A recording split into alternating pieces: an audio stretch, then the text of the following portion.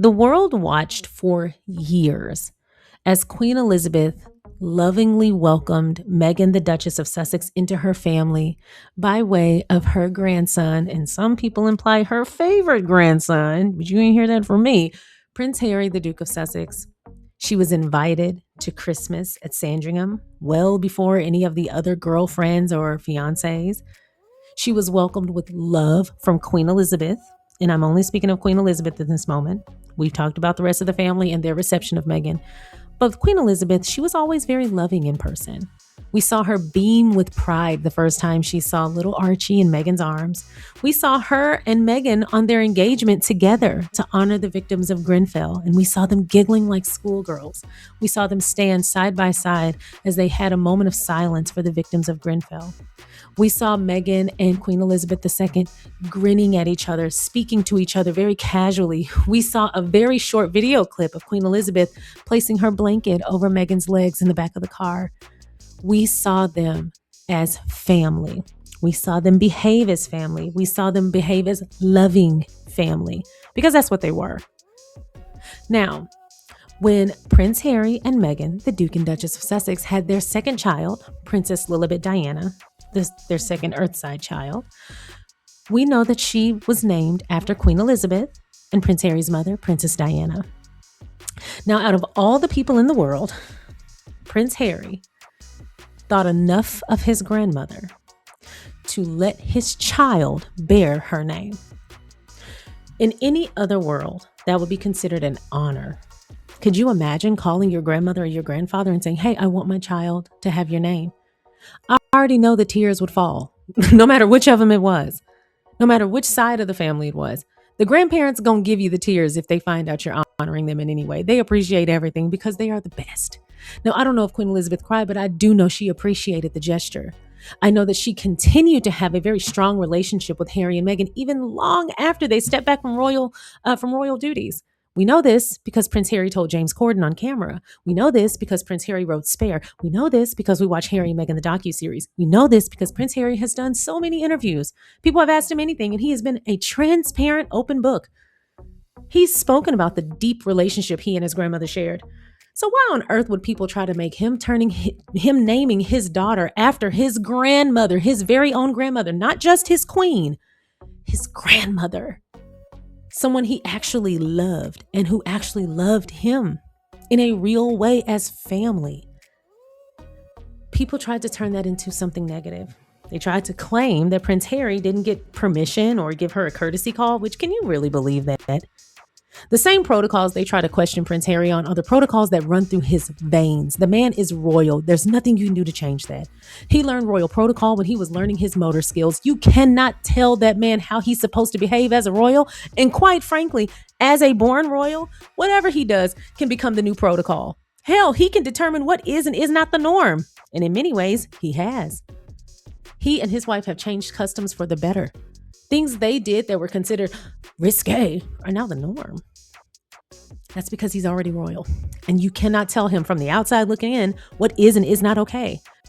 But to create controversy claiming he never informed the queen that he was going to name his daughter after her, first of all, that doesn't even sound true. That isn't even how that man operates, nor is it how his wife operates. They are both very much very particular people. I won't say they're type A because I don't know. I've never worked with them, but they always cross their T's and dot their I's. They leave no stone unturned. And I highly doubt they would have missed an opportunity to inform his grandmother of such an honor. So anyway, that became such a melee. But then a few years later, Princess Eugenie, another of the Queen's grandchildren, names her daughter after Queen Elizabeth. And I didn't hear any of the same nonsense, the hoopla, the drama, in the media or otherwise, that we heard after Harry and Meghan named their daughter after Elizabeth. And I wonder why. Well, Feminagra has some information for us, and we're going to get into that. So let's get started.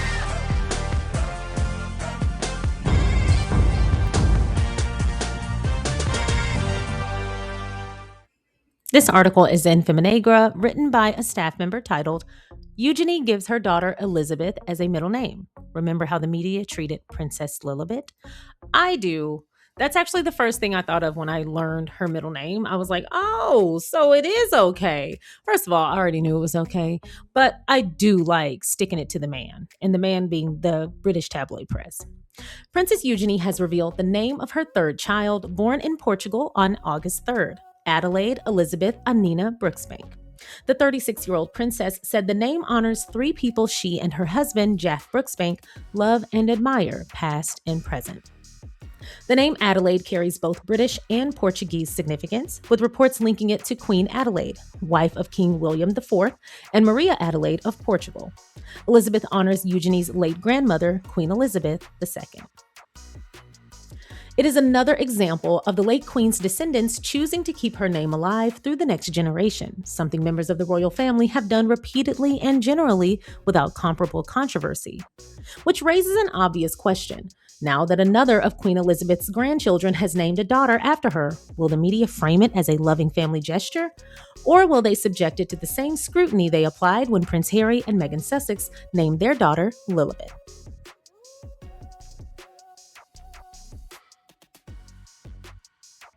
What makes the Lilibet coverage worth revisiting is how quickly the media turned a family naming decision into a dispute over permission and propriety. The BBC cited an anonymous palace source who claimed Harry and Meghan had not asked the Queen about using Lilibet. The Sussexes denied that account and said Harry had spoken to his grandmother before the announcement and would not have used the name without her support. I mean, yeah, I can't see Prince Harry ever being that callous or inconsiderate, but also he and his grandmother have a great relationship. That would be something he bonded with her over, and she was probably very proud that he thought enough of her and wanted to include her in the naming of his child, especially next to his mother's name. I don't know a grandmother in the world who wouldn't have been touched by that gesture. People are weird, and yet again, the people who criticize Harry and Meghan for this kind of stuff, please recognize that not only do these people not belong to you for your consumption or your imaginary fables, but they're an actual family.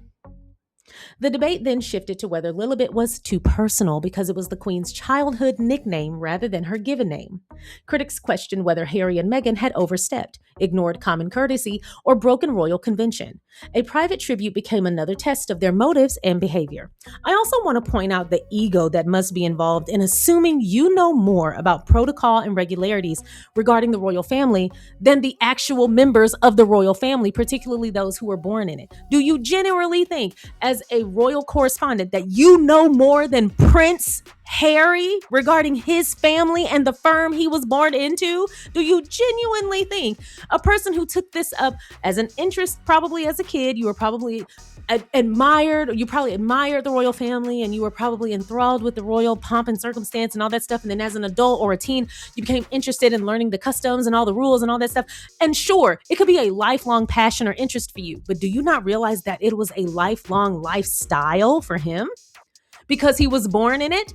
And the customs you learned about, he knew because he grew into them. Those are things he knew from birth. Those are things that he practiced from birth.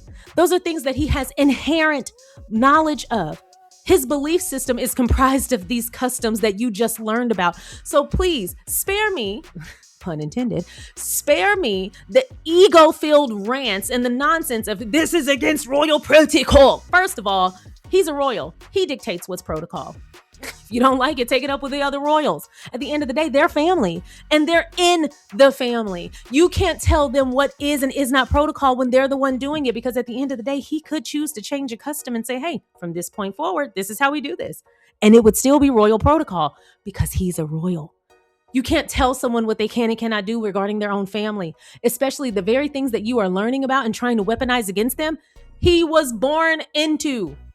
He knows royal protocol the same way he knows how to use a knife and a fork, the same way he knows how to walk forward, walk backwards and side to side, the same way he knows how to kick a ball, brush his teeth, wash his face, and take a bath. The things that he learned from the time that he was a child who was just learning to master motor skills, he was learning protocols because it's part of who he is as a person. That's the part that bothers me about people. They act like Prince Harry took up being a royal as a hobby.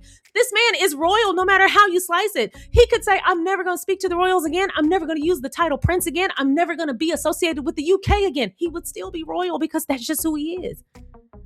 You can't change what is. And what's understood doesn't have to be explained. Anyway, Prince Harry's connection to his grandmother and mother does not become less legitimate because because he stepped back from royal duties or because he married Meghan. Those relationships are part of his family history, and his children are part of that same lineage. Yet coverage of the Sussexes often treats those connections as though they require justification every time they become visible. Yeah, it's almost like they want Prince Harry to ask permission to let his wife and family be royal like him. And the only thing that may be slightly different from Prince Harry outside of being British, but the only thing that could be different outside of being British is the fact that his wife is half black and his children are quarter black. That's the only thing I can think of that they feel justifies expecting that man to ask permission to allow his wife and family to be part, or his wife and children to be part of his family. Because at the end of the day, the same way he was born royal, so are his children. And the same way he is royal, his wife is also royal because she married him. So no matter what someone on the outside says or what they think should or should not be legitimate, it really doesn't change what is. I can say all day, I don't want certain person to be president. When I wake up in the morning and I look at the paper, he's on the front page because he did something else stupid as president. And I can't change that by wishing it away. Trust me, I've tried. I'm out of wishes. There's not a genie in this nation who wants to hear from me again. Because baby, I've been rubbing every lamp I pass. I have been trying to wish that man out of office since the day he arrived, the first time. So please spare me. Your assumptions and your attempts to belittle Prince Harry and his family don't change anything because you don't dictate what's legitimate and what's not. You might want to check if that press pass is still legitimate. Eugenie's announcement now offers a useful comparison point. Princess Eugenie has now added her daughter to the long list of royal children who carry Queen Elizabeth's name. Zara Tyndall, Princess Beatrice, and Lady Louise all carry Elizabeth in their names. The Queen's great-granddaughters, Princess Charlotte, Isla Phillips, Lena Tyndall, Sienna Mapelli-Mozzi, Athena Elizabeth Rose Mapelli-Mozzi, and Princess Lilibet Diana also carry either Elizabeth or the Queen's family nickname, Lilibet. Adelaide Elizabeth Anina now joins that tradition. The issue is not that Eugenie deserves criticism. She does not. The media should instead examine why Harry and Meghan faced such disproportionate suspicion for making their own deeply personal choice to honor the Queen. I also love that Princess Lilibet has the nickname, because that just feels a little bit more like the Sussexes. They are not like straight edge, hardline, rigid, super into formality as a couple. They are very much relaxed and warm and loving and communal. And I see them more as like a ray of sunshine rather than like rigid. I just see them as warm and communal.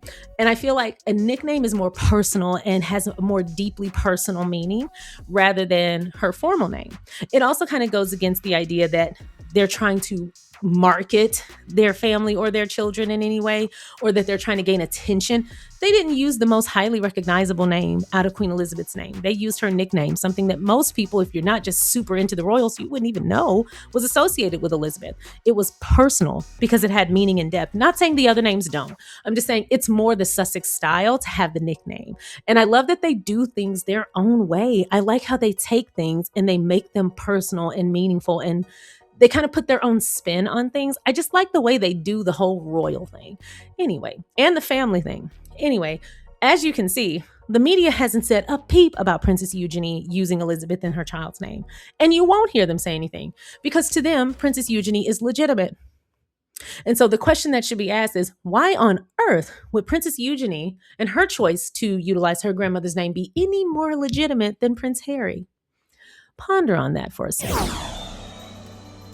Thank you so much for watching the SharionSade YouTube channel. I appreciate you watching my content. If you haven't already, please don't forget to go ahead and like this video by hitting the thumbs up.